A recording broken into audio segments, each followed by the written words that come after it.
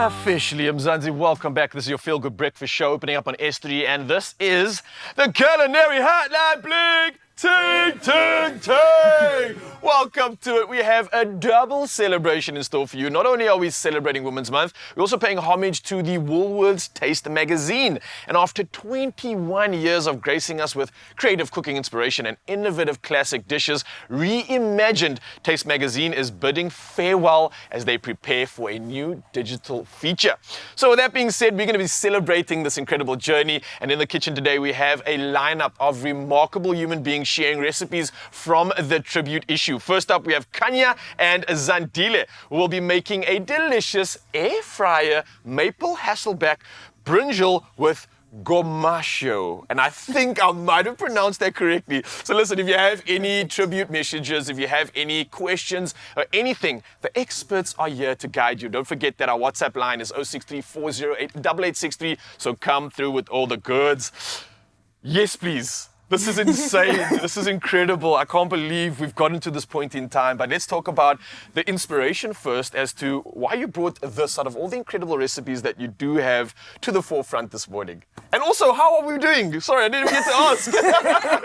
Doing really good. Yeah? Thank you. It's good to have you back. Thank you so much for sharing some of your magic you. again. It's been an incredible journey. But yes, now we can talk about the dish here. What was the inspiration for choosing the plethora of flavors and dishes that you do have that you decided on this one? Well, I feel like brinjal it gets a bad rap.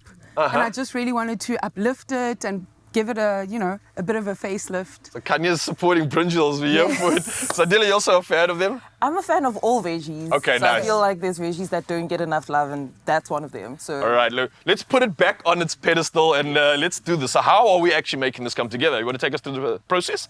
Okay, cool. So the first thing I do is I take a brinjal, cut it in half, like that. And then I hasselback it. So you can go as slow or as fast as you want to go. You basically are cutting like incisions into it, but not all the way down. Okay, so the difference between a slice and a hasselback is that you don't go all the way through. Exactly, exactly. All right, by keeping it fine. What's the reason for this exactly? Why are we doing this? This allows like flavor to penetrate all the way through, and it also looks good. And I think the fact that you are now taking the brinjal to bougie private school is what's actually happening here. And that's why this thing's going to get on the pedestal for sure. Yes. I know we're talking about the recipe now. We're going to go through this, but I'm hoping that we can walk and talk because there's so much to talk about when we're discussing Taste Magazine. I know you've had an incredible journey. Zandile, talk to me about some of the highlights, some of those moments that have really stood out for you as we've put these incredible recipes and these inspirational moments together. Okay, I'm just going to put this in here so I don't forget. So Okay, wait. Talk to us about that because I know Mzansi's still obviously trying to pay attention to what's going on here. The gomasho. Okay, and this is something I need to figure out in terms of what it is, why that name, where does it originate from, what's going on there? It is a beautiful Japanese seasoning. So it's basically sesame seeds and some salt. Blitz them together into a powder. So there are some certain additions that you can have, but I think this is the perfect way to just get a bit of like that flavor into different foods. So you can put it on your rice. Sometimes you can roll your sushi into it. Okay. But I think it's perfect for this because it adds like a nice like sea flavor, umami. And that always reminds you of like freshness when you think of any sea sort of flavors, anything along those lines and those nuances. What does it mean to you when we talk about like collaborating with flavors? Because, I mean, Africans dealing with Asian nuances and Asian sort of flavors, where did you stumble upon this? Trying not to. I'm a lover of like different cuisines, and I feel like we don't have to have a single cuisine just based on itself. So bringing different flavors across different continents, I think is a great way to just partner up and layer all that together. So this is a nice way to, I think, also give that addition to the meal. And I know you asked me about like my favorite highlights from a taste perspective. So one of my favorite first moments when I started culinary school was like paging through different taste magazines. I think. Was it for the final picture or was it for the ingredients? Both. Both. So there's a nice way, I think taste has been beautiful in capturing the essence of food. So instead of just showing you eggplants as they are, you hasselback them. You know, you give them a different style, a different feel, and partnering with Kanya for the celebration. That's my highlight. The celebration was my highlight. So we did a chapter together where we just highlighted all different vegetables. Again, like we said, we want to make sure that all our veggies get the spotlight, and it was incredible. We spent time in the garden. We went to Soil for Life, yes. Look, it sounds like an incredible moment, and I think for anybody, a reminder to get involved and find out more about this magazine if you haven't already, because there's a plethora of inspiration, to say the least. And like we said, we're putting the brinjal on the pedestal right now. Yes. It's just been hasselbacked. We've just put the ingredients together for the Gamascio. What are the next steps in this recipe? Because we could talk for days about this journey, but I got to get this recipe done as well. Okay. So the next thing we're going to do is we're going to kind of play the brinjal like a harp. Whoa, okay. So what we're going to do is we're going to try and get salt into all those little grooves as much as we're able to, and just draw out some of the bitterness. I feel like the brinjal's singing back to you, saying, "Quit playing games with my heart." But this is incredible. So you mentioned the hasselbacking is the reason for absorbing the flavor. Yes, correct. Getting the salt in there is going to kind of do exactly that. Firstly, that's going to like what, tenderize it in a way, or just add flavor as well? And add flavor, yeah. You can never. Brinjal is one of those things that really absorbs seasoning. So Yeah. I feel like you can never really salt it enough or too much. Okay, I get that. It's almost like a packet of like flavor just being absorbed, and when you bite into it, Yes. it's the release of that magic coming together. Nice, right. So once this is done, where do we go to from here? Okay. The from dressing. here- From here we do the dressing, yes. Okay. So the dressing is maple syrup, olive oil, paprika, dried thyme, and that's it. Whoa, so like a herby, spicy, Sweet. Oh, that's an incredible texture and a incredible flavor profile. I can see how you are sending this thing beyond private school. This thing's getting this brinjal's getting a tertiary education right here. Yes. I love it. So hasselbacking is a real cool option when it comes to absorbing, creating more flavor, With allowing more those. veg. Okay, and then the real like sort of umami in this oil, is that coming from the Japanese Yes. inspiration as well? So Yes. that's a good sort of a collab. I know a lot of us, like we said, aren't using brinjals enough, and we aren't putting veg on the pedestal, especially with the meat-free alternatives that we do have. I love how you can use brinjal in so many different ways, right? Yes. It's quite a adaptable vegetable at that, right? How many ways do you think, just off the top of your hand, how many ways could you probably prepare this? Actually, in the celebration edition, I did a brinjal recipe. Yes. So we actually put it in quarters. So you cut the brinjal in quarters, then you dust it in some flour, egg, breadcrumbs. What? And then Okay, you fry that stop up. it. And then you can have it as a snack. Oh, that sounds delicious. All right, I know what's going to be delicious though is the fact that we're talking too much and we really got to get to this recipe. So yes. where we at here? How's it looking so far? Okay, so the dressing, just adding a bit of salt. Oh, and the smells. And then you'll see like it thickens together, so it emulsifies.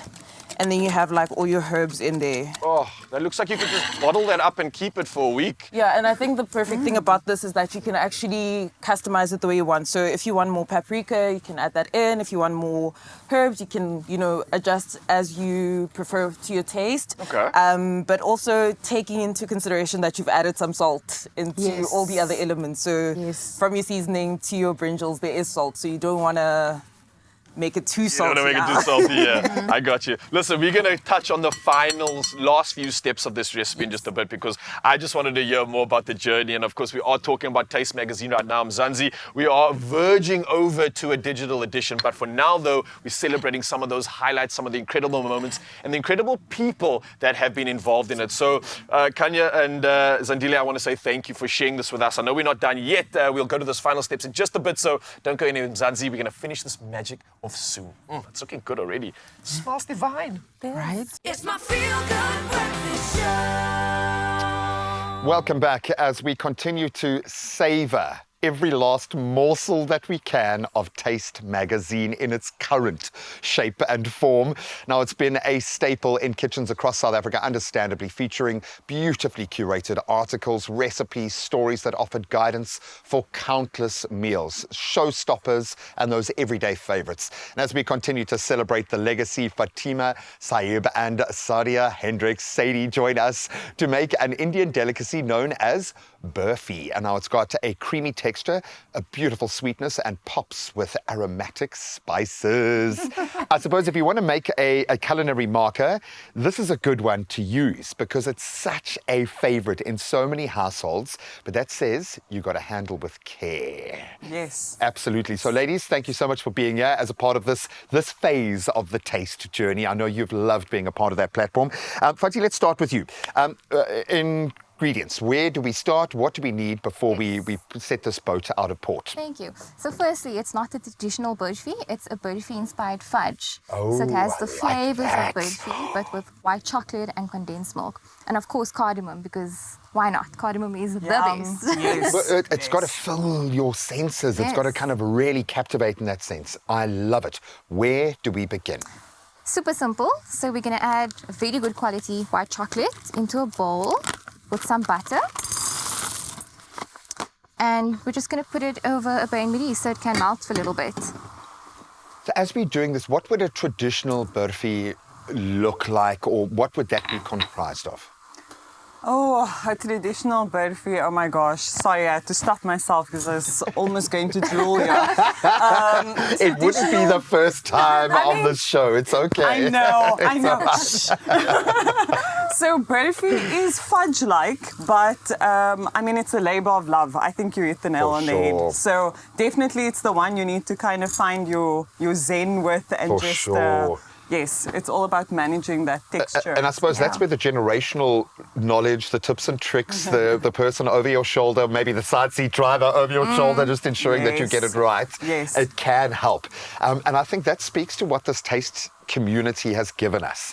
It's not just a platform for good food, but it's a collective of foodies coming from so many different angles. It's a community. Yeah, it absolutely is. Yeah. I would say, I mean, the fact that you get on such a regular basis the best ingredients that's tried, tested, innovation with all of these different, how amazing at your fingertips. An amazing host like Sadi. Yeah, you see? So now you're stepping over onto the other side. Now, I And love the fact. tasting. Yeah, exactly. She's just waiting for the order queue to come on so she can do that part. Yeah. I love the fact that, yes, you've got this hub now that we can plug into. So Taste Magazine, that era has passed, but we've got this beautiful collective that we can plug in to get these kind of recipes and first-hand advice, answers to questions in real time. I love that. That being said, where are we in our bain-marie process? It's almost melted. And once it is, we're going to add in the condensed milk, the cardamom, the rose water, and then we're almost done. It's so fast. To make I this love that. in This a is, matter this of is minutes. kind of a hack. Yeah. If you've kind of put everything together, you know you need something that's going to kind of add that sparkle at the end of an evening, but you don't maybe have the intellectual property or the willpower or the Yeah. time to be able to do the full traditional. This is a great way of kind of creating that magic Exactly. just differently. Yeah, and you don't Yes. even need to put it in a tray. You can actually put it in silicone molds and make little yes. bonbons, but that are burfi fudge. Yes. Ooh, I love that. Possibilities. That's a new fun little way to have It's the burfi. kind of thing that you would Yeah. see on the gram. Yes, exactly. And I love that. Little No, scoops of burfi. Yeah. I love the fact that we live in a foodie culture now where it's informed by the pinnacle, by those that are driving the best restaurants in the world. But we've also got Instagram and TikTok foodies that are changing the game by taking traditional concepts and recipes and just making it fun, spicing it up, making it more relevant for this kind of generation. I love that. I'm going to ask you to go back down memory lane now, because even just looking at these ingredients and how beautifully every element has been captured within Taste Magazine. And I think what Abby has achieved there in terms of representing you and the food has been amazing. But do you have a favorite recipe out of that space that really hit the mark for you? That I created for Taste. Oh my gosh, so many. But I think, please take I'm over. gonna check this Please add the quickly. condensed Because she milk. knows, yeah. I made a really beautiful pistachio tres leches cupcake for Eid. and Abby and I made a pistachio brittle, and we smashed the lights out of it and then spit it all over, and it was amazing. Yeah. Was Abby aggressive when smashing She it? was so aggressive. Because she's the So sweetest sweet. person on the planet, but I think maybe she needed to let something It out. was. It was in my hair. It was in her hair. It was everywhere. But it's magical, and it's amazing to see your food represented in the way that she is able to bring those kind of photo Yeah. shoots together. Sadie, do you have a favorite recipe, something that will always stand out for you? On taste, I shared this, Chuckles is all at age, always and Yeah. forever. I made In every season, a yeah. ginger chocolate tart with Chuckles, and it was, it's wow. one of my besties' top 5 of my bakes. Ooh, So, and how many times have you had to make that since now because you've done that? the recipe's there, so they should make it themselves. But this is it. And I don't think people realize to what extent you get to make your mark in the foodie Yeah. world. If you do this, it's there forever. Yeah. I love that. Oh my gosh. The smells are, they're even Careful, wafting all the way please. over here. go. We can put it over here. This is very sweet. Yes. And we know within the Indian cuisine space, sweet treats hold a very special place, but you've got to get the balance right. Yeah. Because there is so much going on. And I know the spices and the headiness does kind of offset that sweetness, but what is the key to working with this kind of flavor profile, do you think? Ooh. So I would say it's making sure, it can sometimes be overpowering. So you need to make sure that you're adding the right quantities. And it also depends on your preference. Some Yeah. likes a subtle cardamom flavor. Some like it a bit more intense They want or the like a punch, bit more yeah. rose Yeah. than.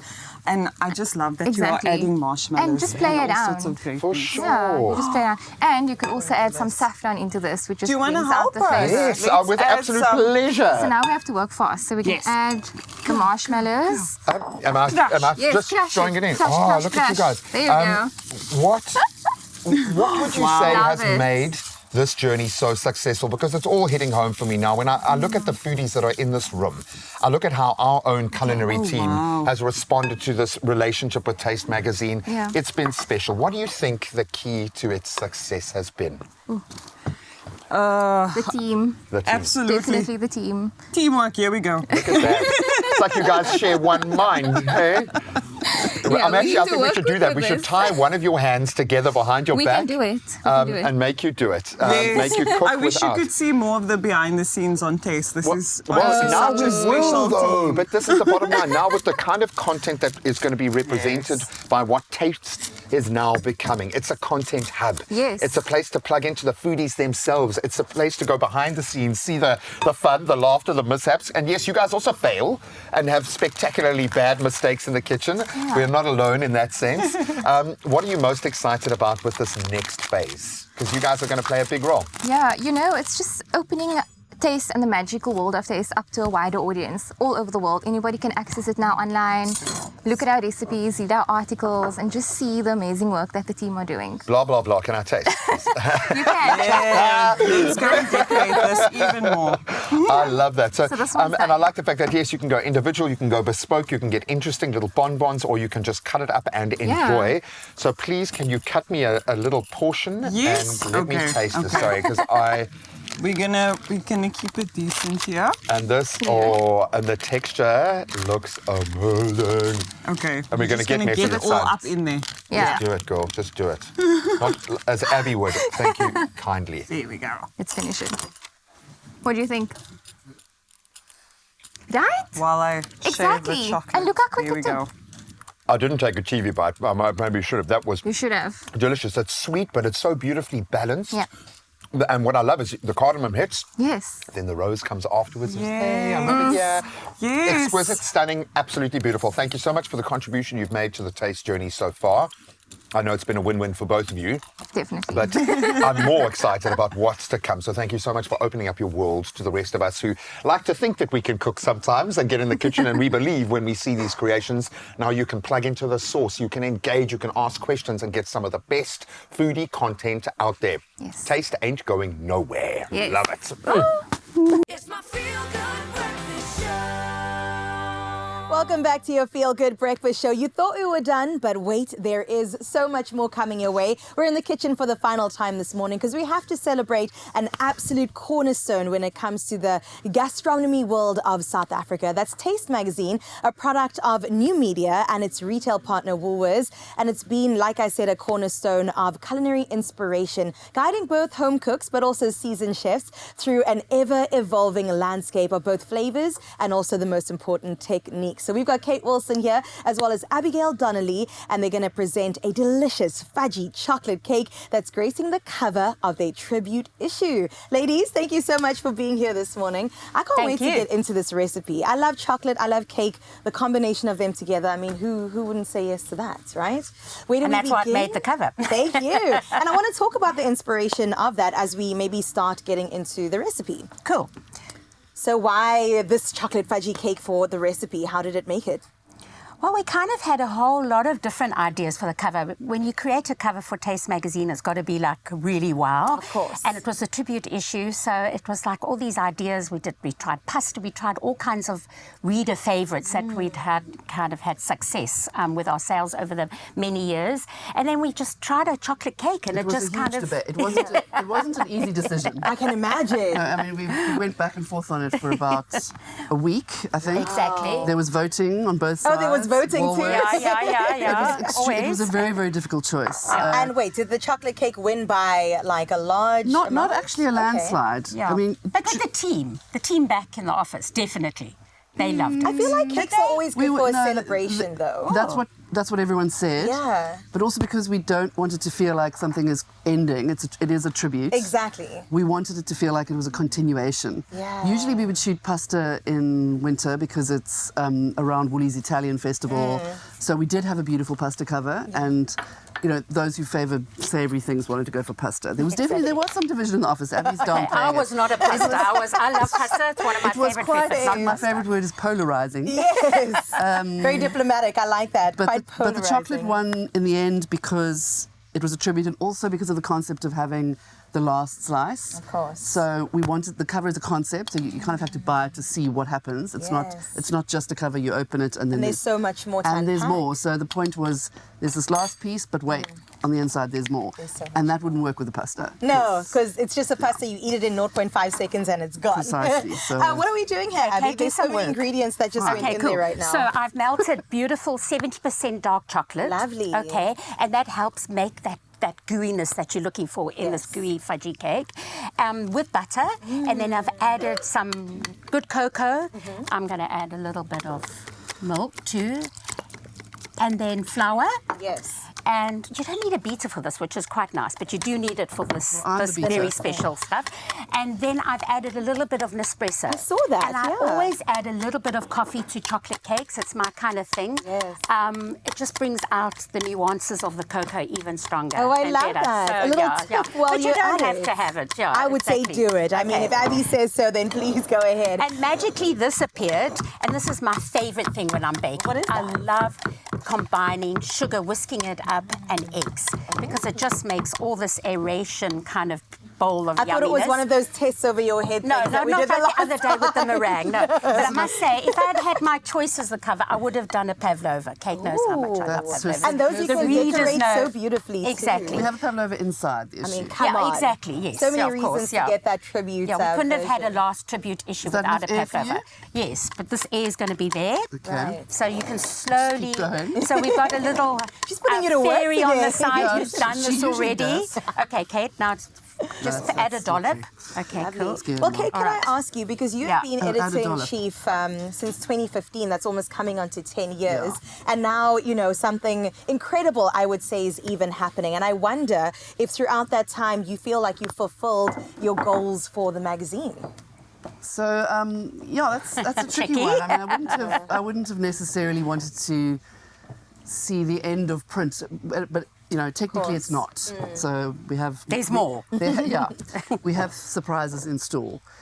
Which is important to note, because I think there's a perception that we're going to go digital with the magazine, which is not the case. We're not going to suddenly produce a PDF Version it, of the magazine. because that is literally the same amount of work as doing the magazine, Right. just not going to print. The reason for the shift, and well, we'll discuss that, is fulfilling my dream was to broaden the audience, diversify the audience and grow the audience. And I think it quickly became obvious that the most effective way to do that would be to go digital. Yeah. Obviously, there's a certain limit to how many copies you can print, how many pass-alongs there are of that copy, and it's a smaller audience. It's a much more immersive experience, and a more engaged audience, in my opinion, as someone who's been in print for 30 years. Yes. But digital has other opportunities, which we recognise in terms of integrating with the back end of Woolworths to shop recipes, in terms of personalising what your tastes are, and just sheer volume of content that we can produce and disseminate. I love that, and I also love the silver lining, because I think we all felt a little when a lot of the print had come to an end. But like you said, it's just room for a new beginning and to kind of pivot in a new direction for your digital era. So I'm very excited about this. Before we get into that, what's happening here, Abby? Okay, while you were chatting, I've just kind of beautifully kind of mixed it all together, folded it together so the air doesn't kind of get lost. Yeah. And that's then the poured it trick. into that. And then poured it in there. And then we pop it in the oven for an hour. Beautiful. There we go. You do that.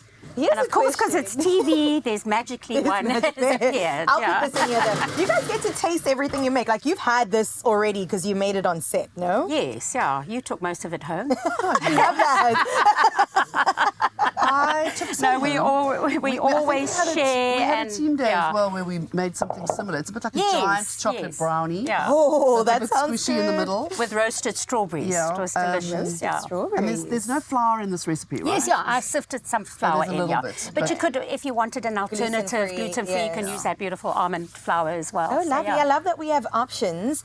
Shall we talk about the future of the digital era of Taste Magazine? Like you said, it is good, farewell, but not goodbye, right? We're just kind of taking on a new approach. So what is it going to look like? How is it going to live? How do we experience Taste, but online?